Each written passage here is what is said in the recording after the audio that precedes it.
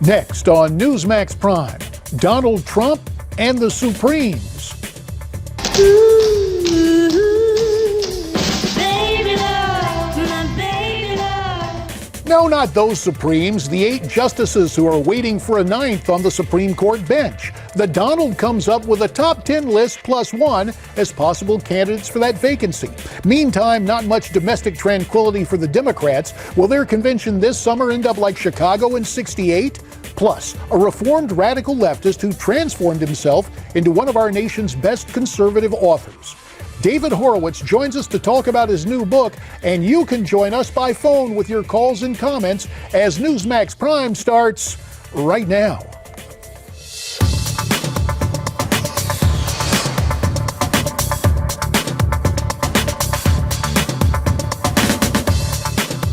Good evening and welcome to the Wednesday night edition of Newsmax Prime. I'm J.D. Hayworth. Of prime interest tonight, what is of supreme interest to Donald Trump? The Supreme Court. The presumptive GOP nominee issues a list of 11 possible picks for the High Court. While legal scholars focus on the who, those 11 possible selections, the way I see it, you and I should focus on the why, as in why now? Well, first, this is the fulfillment of a Trump promise. While campaigning in March, Mr. Trump said he would release a list of either 5 or 10 justices that he would consider for the Supreme Court. Doing this today indicates it was not an empty promise. Secondly, this is designed to reassure conservatives.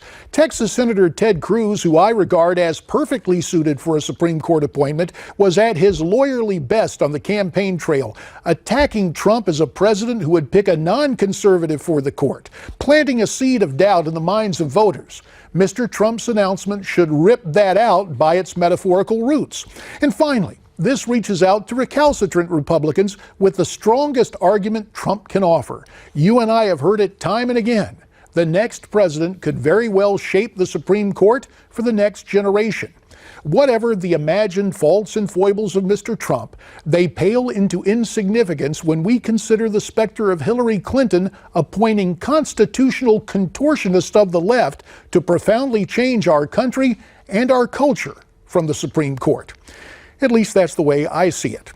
Of course, for years, TV audiences have watched Donald Trump host a highly rated reality show, but John Bachman reports that although Mr. Trump has proven himself a political prodigy in this campaign, when it comes to governing from the Oval Office, the Donald is, well, the apprentice.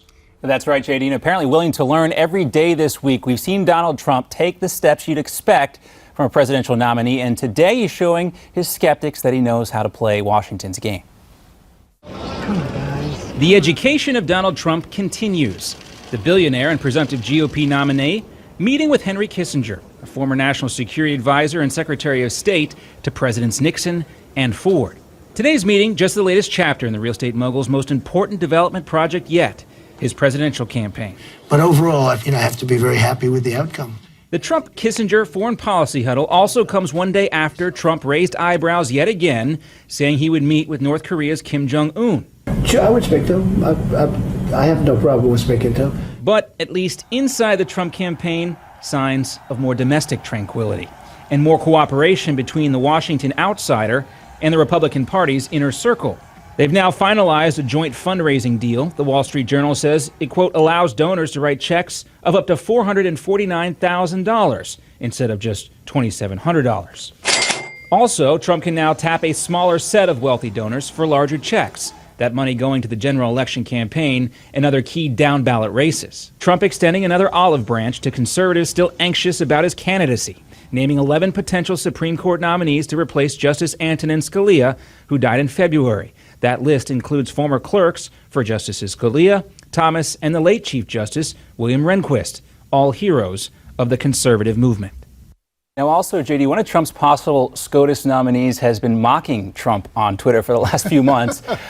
Last month, Texas Justice Don Willett tweeted, "We'll rebuild the Death Star. It'll be amazing, believe me, and the rebels will pay for it." Darth Trump, he writes. Also, low energy Trump University has never made it to March Madness or even the NIT SAT. Doing his best Trump impersonation. Still, though, Jeff Sessions was asked about this little Twitter mocking today. He said Trump probably doesn't care, and given Trump's penchant for mocking others on Twitter, he may even like it. Yeah, that it could give the Texas judge a leg up. John, thanks very much.